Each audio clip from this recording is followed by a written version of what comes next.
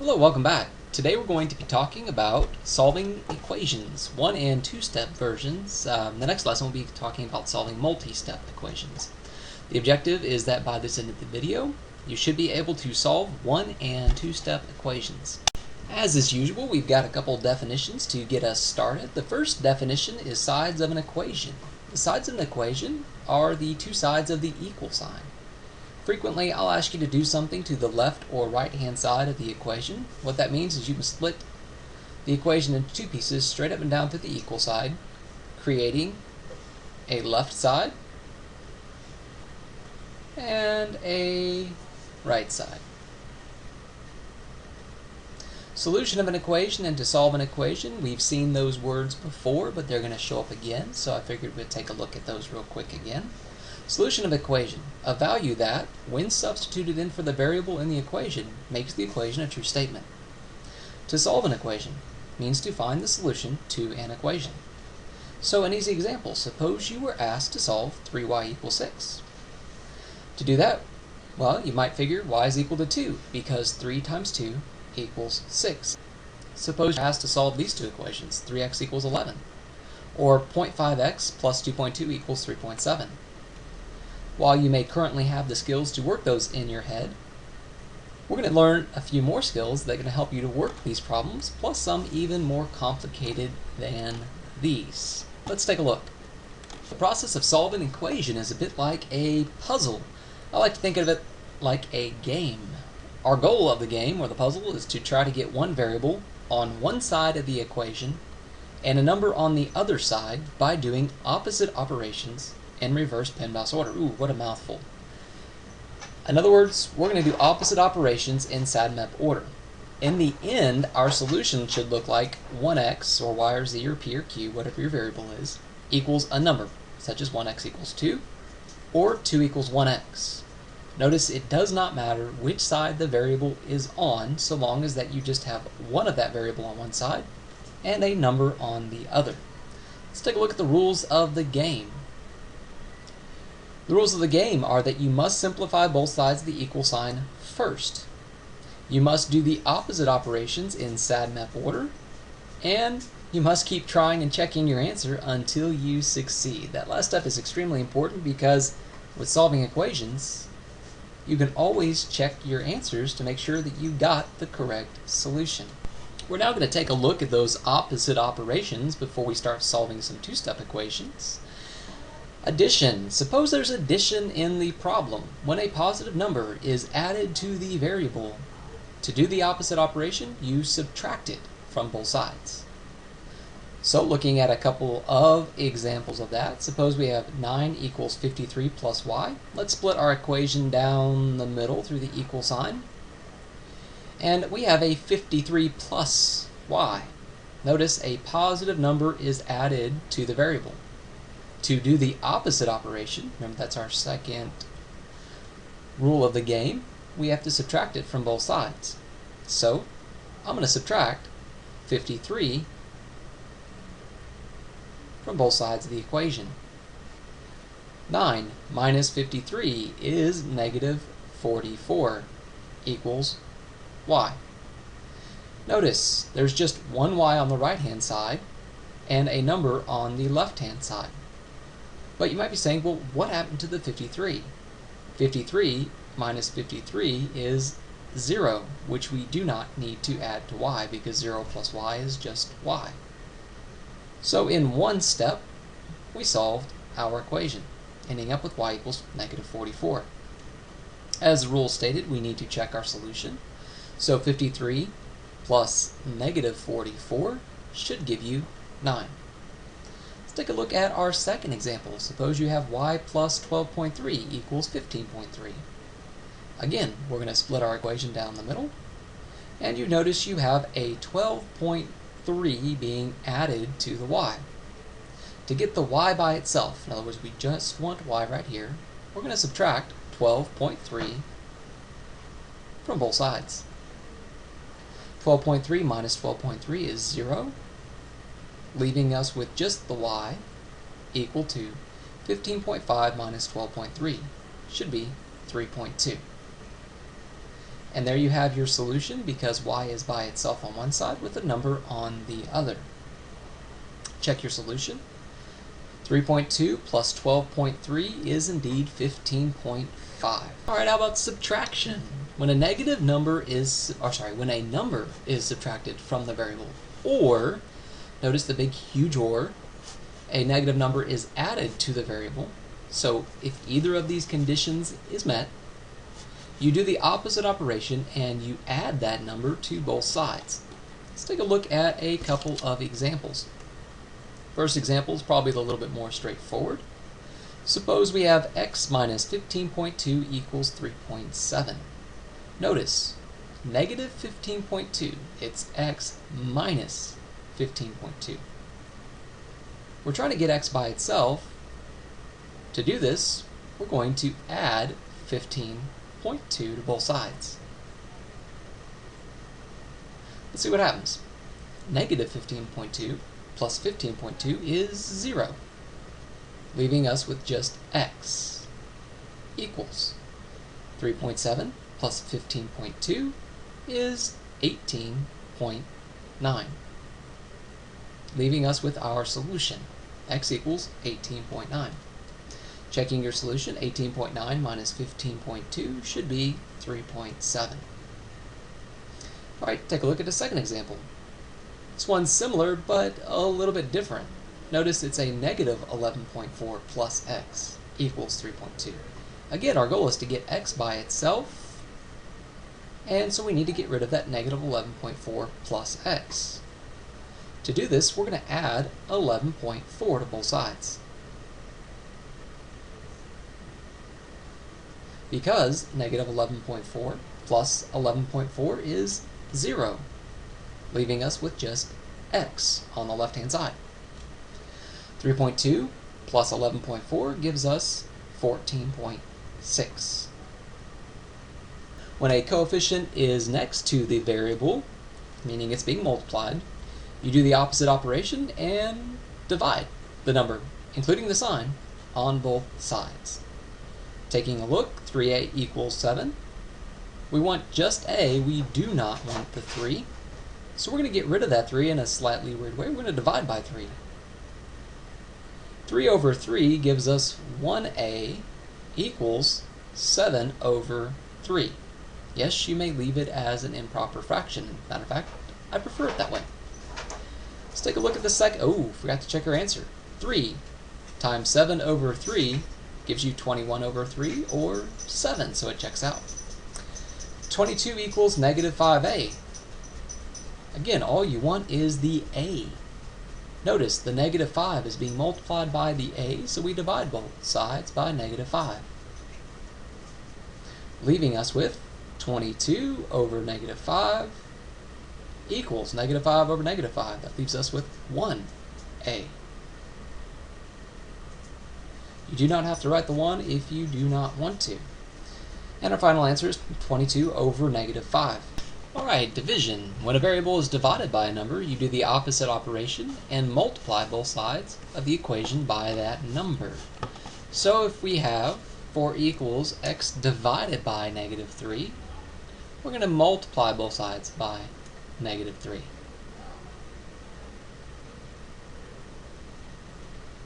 Negative 3 times 4 gives us negative 12 equal to. Now, the reason this gets rid of the denominators, because really multiplying by negative 3 is like multiplying by negative 3 over 1, giving us negative 3x over negative 3, which is negative 12 equal to 1x. And there's your final answer. To check your solution, like we put the negative 12 back in for x. Negative 12 divided by negative 3 is indeed positive 4, so our solution checks out. The next two examples are the oddballs of solving negative variables. When there is only a negative sign in front of the variable, you do the opposite operation and divide both sides of the equation by negative 1. Let's take a look. Negative a equals 2. Notice, there's just a negative sign in front of the a, meaning the a is not entirely by itself because it has a negative there. To get rid of it, we're going to divide both sides by negative 1. Let's see what happens. Negative a over negative 1 is a positive 1a, or just a, because a negative over a negative is a positive. 2 divided by negative 1 is negative 2. And we're left with our solution, a equals negative 2. Other example, negative b equals negative 4. Divide both sides by negative 1 to get rid of that negative from the b. And negative 4 over negative 1 is a positive 4 equals b. Checking our solutions in both of them, negative 2 is a positive 2, so that one checks out. Negative 4, when we put a 4 in for b, is equal to negative 4, so that solution also checks out. We're now on to our last opposite operation, which is a fractional coefficient. If the coefficient is a fraction, you do the opposite operation and multiply both sides of the equation by the reciprocal of the fraction. Reciprocal is also called the multiplicative inverse. Let's see what happens. Negative 4 over 3 times z equals 20. So our coefficient is a fraction of the z, negative 4/3. We're going to do the opposite and multiply both sides by the reciprocal. 3 over negative 4 times negative 4 over 3. We have to also do this to the right-hand side. Multiply it by 3 over negative 4. Notice, it's real important, what you do to the left side, you have to do the exact same thing to the right side of the equation. This leaves us with 3 times negative 4 is negative 12 over negative 4 times 3, negative 12z, equal to multiply a whole number by a fraction, we put the whole number over 1. We multiply the numerators. 20 times 3 is 60. Over 1 times negative 4 is negative 4. Negative 12 over negative 12, we're simplifying both sides now. Negative 12 over negative 12 is 1z.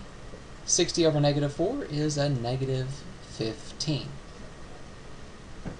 We can check our solution by putting negative 15 back in for z.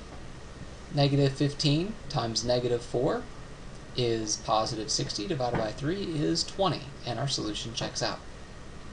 Alright, so we're going to use all that information plus what we talked about at the very beginning of the video in order to solve the following equation for x. Remember the rules of the game. We had to solve in SADMAP order by doing opposite operations.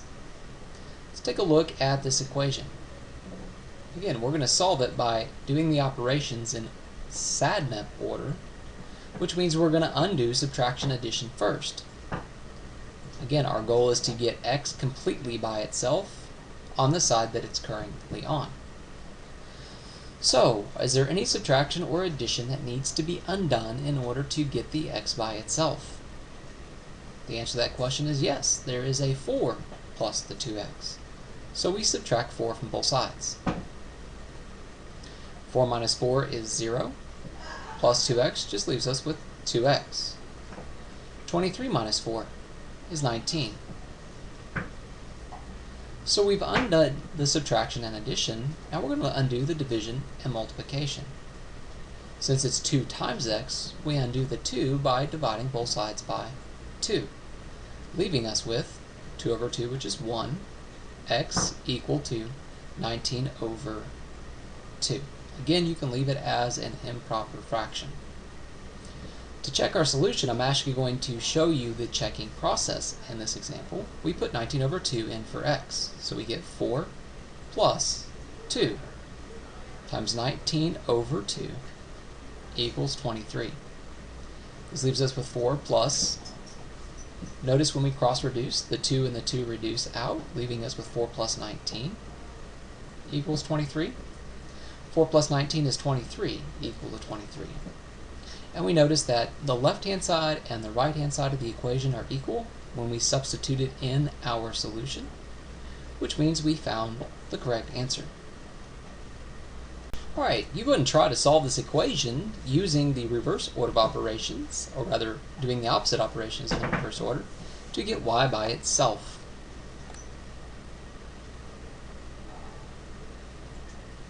Okay, to solve the equation, first we would add 5 to both sides, because that undoes subtraction. Negative 4 plus 5 gives us 1 equal to negative 5 plus 5 is 0, giving us y over 3.